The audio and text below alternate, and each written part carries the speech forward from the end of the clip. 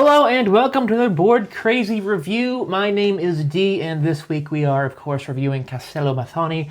I'm joined once again by... Hey everyone, I am Will. That is my name. No antics from me this week. I'm gonna be deadpan, dead serious. You feeling alright? My hair, miraculously shorter. It was already short. I don't know what's happening to it. Hardly a miracle. It goes into your skull. Yes. Disgusting. Right, so before we get talking about this fine game, we're going to run my introduction to it from our gameplay video, which is linked to below if you haven't watched that yet and are interested in seeing this game in action. But there will be a timestamp listed if you want to skip right back to the review. Here that goes. Castello Methoni is a game for 3 to 5 players, designed by Colovini and published by Mandoo Games. In this game, each player is in control of a powerful medieval family, jockeying for control over the city of Methoni, Greece. Each player always starts the game with all of the buildings of a single color, 5 land cards from the deck, and 1 secret objective card. The number of walls used, as well as the number of ducats that each player starts with, is determined by the player count. Players take turns in clockwise order. On a player's turn, they may discard up to 2 cards in order to build and or trade that many times in any combination. When building, a player places a wall on any border of a land space that matches the type of land shown on the card discarded. Once this is done, the player places one of their buildings down on one side of the wall, and then chooses one of their adjacent opponents, and they place a house down on the other side of the wall. Once a space or a group of spaces is entirely enclosed by walls, it becomes a domain. However, a player can only create a domain if they can afford to. A domain costs 1 ducat per space, which is paid to the bank, as well as 1 ducat to other players for each of their houses in the domain. Once this is done, each group of 3 houses is replaced by a villa, and the player who created the domain then places one of their towers within. When a player creates a new domain, they may choose to annex an adjacent domain if they can afford to. Doing this is much more expensive, however, it will also remove another player's tower from the board. If a player chooses to trade instead of build, they simply discard one of their cards in exchange for 2 ducats from the bank. At the start of the game, players may only discard the market cards to do this. However, once the markets on the board are incorporated into domains, they become activated and players can then trade in cards of those types as well. The game ends when a player places the last wall from the supply. At this point, players tally up their points and they earn points from the domains they control, as well as the ducats they have remaining. And as ever, the player who ends the game with the most points is the winner. So, Castello Methoni. Yes. I thought this game was set in Italy. Nope, Greece, weirdly enough. Greece. Yeah. It's about Italians, just not in Italy. I feel like this is a game that is maybe a little rough around the edges. Oh, you mean because these walls have like really rough tops? No, that's you can not. scratch someone with them? I don't mean that. Weirdly enough, a coincidence. But that being said, I think while this game does have some issues, I think at its core, this is really fun. I quite enjoy it. I was surprised by it, in fact. I agree. It does seem like a game that might struggle a bit to like catch your attention, or it might be kind of clumsy because you have to build and put all these stuff. But no, it does end up being a thoroughly enjoyable experience, all things considered. We'll talk about some of the problems it might have in a little bit, but let's talk about what we what we like, I guess. What do we like about the gameplay? Why don't you start? I don't like most things about the actual gameplay. I think I really like how the game rewards planning ahead. Okay. Both in terms of the walls you play and your money. I think maybe the biggest surprise in this game for me was how important and how integrated. Well integrated. Okay. The use of the ducats were in a lot of games. You kind of, I don't know, the money can feel like an afterthought sometimes. In this, it's like there is a real economy. You're buying and you are giving your money to other players, and if you don't have enough money, you can't keep buying. Exactly. and it can get kind of rough. This is not a game where you just are making money separately. This is a game where you are paying for stuff and you're getting paid for your stuff. Yes. And it actually works out really well because you have to consider that. You can't. You can really go crazy buying stuff like right off the bat. Yeah. But you're gonna suddenly have yourself with no money, and some people might end up amassing a bigger domain because you've given them your money. And now they can afford to buy a bunch of stuff. Yeah. There's definitely like a give and take, a push and pull of like when you want to buy and when you want to pass, and just let because if you're right, like if you if you act too quickly or too hastily and annex someone else's domain and you pay them for it, well, now they might have enough money to buy a bigger domain, perhaps even one of your domains, or perhaps the one that you just added to. Yeah. But then there's also like this, I don't want to get too much into it in case you have more to say about this, but sort of like how the villas work, because as the domain gets bigger, you're more and more likely to put villas in it. So you can get to a point where, and since villas, you have to pay 5 ducats for each one in a domain you're annexing. Yeah. So what I'm trying to say is that since as domains grow, they get more and more villas. You could have a situation where you annex someone's domain, they get revenge and do it back to you, but now you have a ton of money, but you cannot do it back to them because of the way it exponentially gets more expensive to do it because of villas. And also thematically, that would make sense because the bigger a territory of land you're trying to purchase from someone, the more expensive it would be, and the more like properties there are on it, the more it's pretty good. Pretty clever game design. Absolutely, and I think the wall placement aspect works really well as well. I think. Yeah. I mean, you can go crazy and just make a bunch of like tiny domains if you want. Yeah. But you have to really be careful and think about where you're going to place because the board is constantly changing. So you want to make sure you can't leave your opponent's opportunities to make big domains before you get to go again. You really, really have to plan ahead. And I feel like the cards work. I think the system works well. Yeah. The 5 in hand. I just felt like there was a good balance throughout like all of our playthroughs. Like you never. I mean, like you didn't necessarily always have the exact cards you wanted, but you usually had cards you could use. Yeah. And also that's because I think part of that's because every spot on the board you can use multiple different cards to fill it. So, for instance, I don't know, you can probably see on the GoPro here, like, here's some forests, here's, like, plains.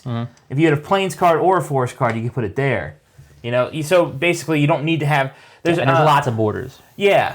So, and I think that's smart because it keeps it from being as frustrating because most of the spots in the board you can use, like, different types to fill them. And the board, it's kind of compact, but, like, the layout, obviously it's not super complex, it's just a bunch of triangles and a hexagon, but... It really allows for variable strategies, or like the ability to adapt your strategy, like as the board changes. I just felt like even when I lost one opportunity, another one always seemed to show up. Like, okay, I can do this instead this time. I feel like I don't know. It's simple, but it works really well. Another thing I really like is the way the game is scored. I think it's competitive enough that like. You could have close games, but you could also have someone just blow everyone else out. We've had games where people have certainly done better than like other people, but I don't know if we've had a game yet where it felt like a blowout started early and it just kept... you can usually do something because even if you're not doing well early on, you're going to be getting a lot of money probably. And they give you enough different ways to score where you could be like, oh well, so that person has a huge domain, I'll never be able to buy it, but that also means I'll be able to hold onto my ducats. And they're worth 1 point each. It's not necessarily a great way. Land is worth more than money. It's worth more naturally, but I mean, it's a good way to account for that issue. And also, so someone has a huge domain, but that probably also means they don't have many towers out there, and you get points for towers. So now start putting towers out, you might get some extra points.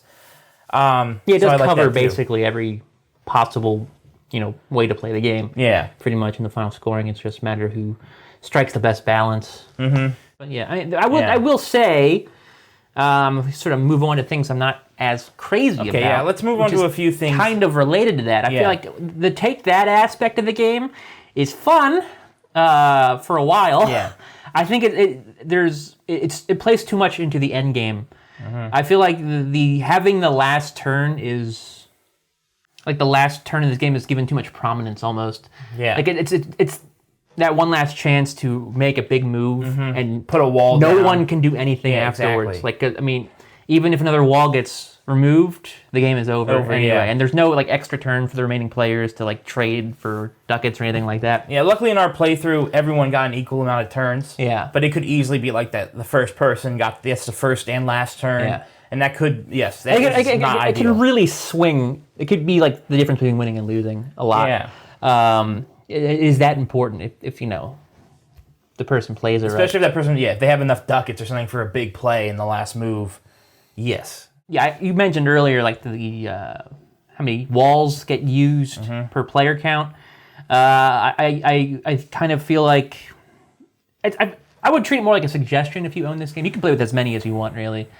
Like the math doesn't really matter all that much. It just matters how long you want the game to be. Really. In our first session, we accidentally, like our first time we ever played this game, we accidentally played with all of the walls, even though we were playing a 3-player game. Which is an extra 6 walls. It worked walls. perfectly fine. I thought it was better even. And it was longer. It was longer. It was definitely a lot longer, but a little bit longer. But I don't know, it felt more complete. It felt like, it's fun to see the board fill up. Yeah, more full, Yeah, and I just feel like, maybe there's less shenanigans that can go on in that sort of situation where you've got... It's a tiny bit less cutthroat, but I think that makes it obviously a more amiable, but also a more like gratifying session experience of gameplay. Yeah. You know, something that I don't necessarily care for, and this kind of has to do with components, but also gameplay, is that it could be real easy to miss something in this game. Yeah, I agree. There is an awkwardness to the proceedings in this game. Unless you're sitting on high chairs, like suspended over the board, there's a chance that, like, if you had a situation where so if you see where I'm sitting, and let's say it was like oriented like this, and just for the sake of example, right? So for every 3 cubes you have in a domain, a villa is built. But if there's a cube that's like snuck in there, right? There's a chance that from certain angles, if I'm not like paying attention, I'll miss it. Or if there's like a villa in front, or if there's already a tower in there, and that's behind it. It can get cluttered. That happened in our gameplay. There was a moment where D intended to annex one of my territories. And I didn't realize that on the previous turn when I had made that domain, I did not build a villa in there because I actually did miss one of my cubes. Yeah. It was blocked behind a building or a tower or the wall. And that was really unfortunate because you had basically finished your turn and now you were like, all right, I'm just going to annex this. But then you couldn't. You didn't have enough money anymore to purchase it. I thought that was really unfair, and it almost would have been more fair to allow D to like redo his turn, because he sort of built his turn around that move, and then all of a sudden it was like, oh wait, no, I have to build that can happen in this game where just because of the way it's a city builder, you might miss things. It can even be hard to keep track of like what is what domain, like because of the different shapes they can make and the way the walls all look the same, they're all the same color. Yeah, it can get busy. Yeah, definitely. But also, I just feel like the game itself, it asks a fair amount from its players as far as keeping track of everything. I feel like maybe some reference cards would come in handy, or just maybe some more stuff printed on the margins of the board. Especially for the price. The price of making a domain, and also the price of annexing one, because they're different. Yeah, and then you have to keep track of the markets, and then remember that you get money if you have a market. Yeah, player aid cards that just remind you, like, here's the price domains, here's the price annex, and here's a few other things. Yeah, that would have been impossible to remember. I mean, mostly of the time you will. It's just there is, there's almost none of that. The only thing you really have is this, which is almost unnecessary because that's pretty easy to remember. I don't think that these are major problems. Like I compared to like all the good stuff the game does, this would not be reasons to not play. They're the sort of modern conveniences that people might expect from board games that you just do not get here. Yeah, and this is kind of it's on you to not mess up. I will say I really like the components that are included. They're not like heavy duty or anything. They're pretty lightweight. But I don't know. I like how they look. Like the shapes are nice. The shapes of the villa and the towers, I think they're very nice. I have some little nitpicks about them. One, it's something about the colors. I don't know if you can see, but like there's like a purplish blue, a gray, and a white, and I think those look really good. And when they're built on the board, it looks kind of classy and all that. Yeah. Then you have this like neon orange and bright yellow, and I don't know, something about those colors to me, it makes the game look and feel cheaper. I don't know. The orange I can kind of agree. And the yellow is like almost the same color. It is the same color basically, maybe a little brighter than the walls. I personally, I would have gone with more muted, flat colors like the black or the dark gray, the purplish like gray, and the white. Those I think look good. You to need me. some contrast. I mean, I agree. Yeah. The orange. Okay, so in why not particular like has been a little burgundy? silly. Or, Yeah, those are more expensive, maybe. But I don't like, know. I do actually generally like the color scheme though more than you do. I think I prefer it to the standard, bright primary colors you usually get: red, blue, green, yellow, that kind of thing. Yeah. This is.